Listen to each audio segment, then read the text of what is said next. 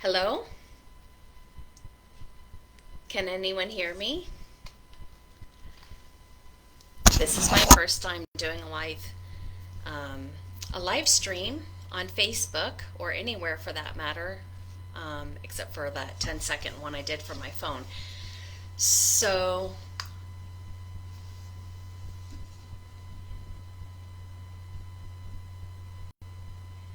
anyway, I will begin. I will assume that people can hear me. First of all, welcome and thank you so much for taking time out of your busy schedule. I'm not going to go very long. I actually have work to do this afternoon, but I just wanted to take a few minutes to thank everyone for being open to exploring this topic with me.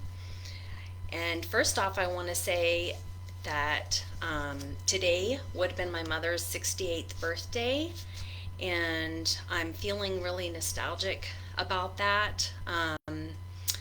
She was a phenomenal uh, example of how to allow someone to have their own experience.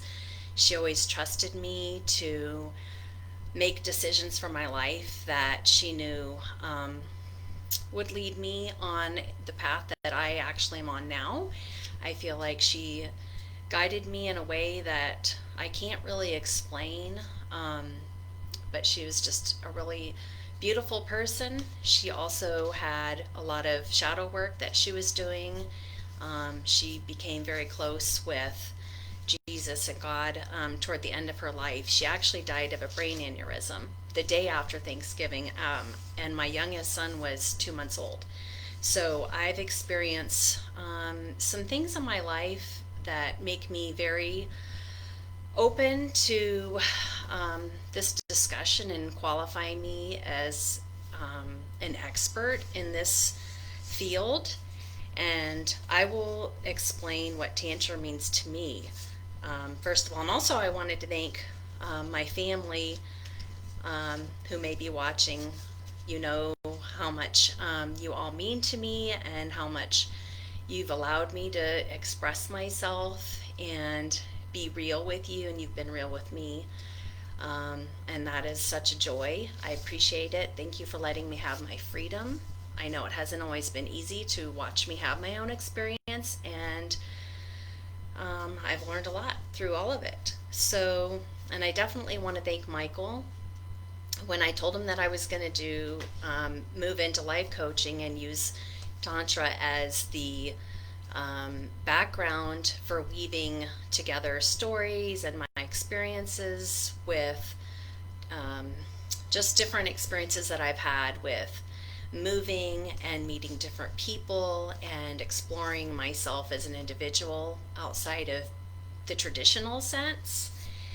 And also, I have a story that I want to read to you all once we get going here. So I think, oh, and I want to thank my children, my sons. My youngest son's going to be 16, and my oldest son just started college. He is a chemical engineering student. For those of you who don't know, he is just starting that as a freshman, and I'm beyond proud of him. Beyond proud of all of us for working through some very difficult experiences that we had. Um, my experience as a mother started out with 9/11. I was pregnant, living in Austin, Texas, and yeah, just a lot of interesting things have happened. I feel like I've lived probably like 20 different lives in my 47 years that I've had here. I'm very grateful to have seen through a lot of my own stories and illusions, and I've had some amazing friendships, and especially having the support of my family and Michael. He's my husband of 3 years now. We began this relationship because a mutual friend of ours said that we were a really great match, and I doubted that, but I said, well, I'm only interested in a student of Tantra. And she said, oh, he is. And so I thought I knew everything. I was judging, what I thought I knew about him, and I'm grateful that I opened up to the possibilities of having a very wonderful and beautiful relationship with him, and we've both grown a lot over the last 3 years. So here's my definition of Tantra. Tantra is the most ancient spiritual practice in human history. It's a natural discovery of our connection with the divinity that exists within ourselves and inside everyone and everything around us. Tantra is a way of living an ordinary life that also allows the divine existence to saturate you. So that's what Tantra means to me. I will read it one more time to you. Tantra is the most ancient spiritual practice in human history. It's a natural discovery of our connection with the divinity that exists within ourselves and inside everyone and everything around us.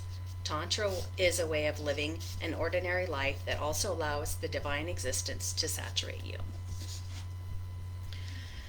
So, from there, I would like to share a story with you that I hope that you'll find meaningful.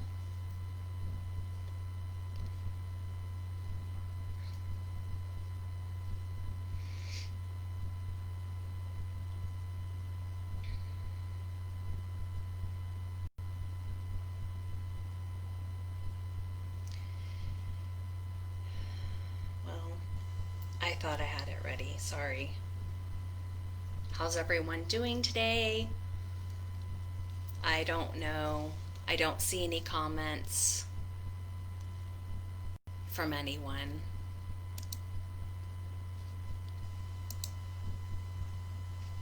If you have anything that you want to say or you want to ask or you want to include, let me know.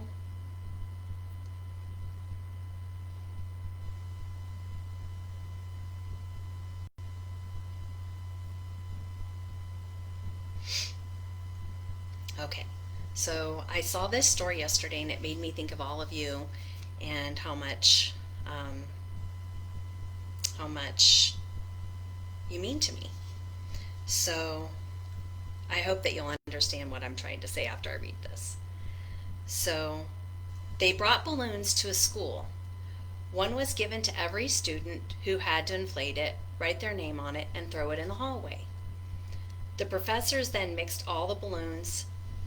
The students were given 5 minutes to find their own balloon. Despite a hectic search, no one found their balloon. At that point, the professors told the students to take the first balloon that they found and hand it to the person whose name was written on it. Within 5 minutes, everyone had their own balloon. The professors said to the students, "These balloons are like happiness. We will never find it if everyone is looking for their own. But if we care about other people's happiness, we'll find ours too."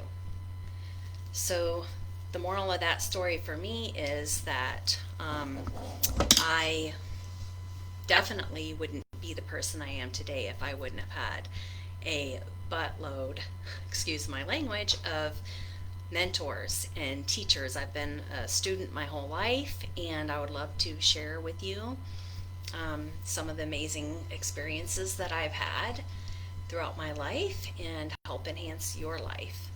So basically, my question to you is, how are you living your own truth in an authentic and loving way? And how does that enhance your life and bring more love? Now I'm going to illustrate my points. I hope that you understand what I'm trying to say. What hats are you wearing?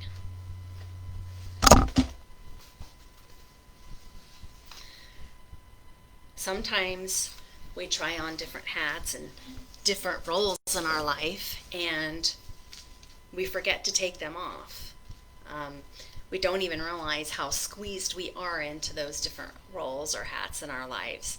And we may need a little help taking off those different roles or hats that we've squeezed ourselves into. Sometimes we outgrow them, sometimes we feel trapped and helpless, and we feel bored and uninspired with our lives. So how Can you live your authentic truth? Or how are you already? How has that enhanced your life or made you feel damaged if it wasn't your highest potential? You can probably remember a time in your life when you felt alone and unlovable, or maybe you are in that situation right now. I'm not here to replace a professional counselor, but I can definitely give you some great coaching on how to get unstuck. If you've had some severe trauma in your life, I urge you to get professional counseling, and I have some really great counselors out there that I would love to send people to who have a lot of experience with working through these issues for people. And if you have any counselors that have helped you through any trauma, um, and transcend that, please feel free to send that on to me. I am wanting to work with people in my area and also elsewhere. So if you know anyone who would benefit from some coaching, let me know.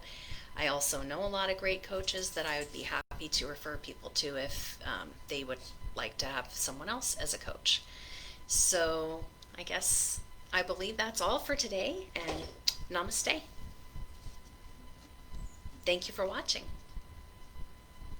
And also, if you have any emails that you want to send me or questions, if you'd like to work with me, my number is 515-689-2001. That's 515-689-2001. And my email is Heather Tantra Coach. That's HeatherTantra coach at gmail.com. All right. Thank you so much.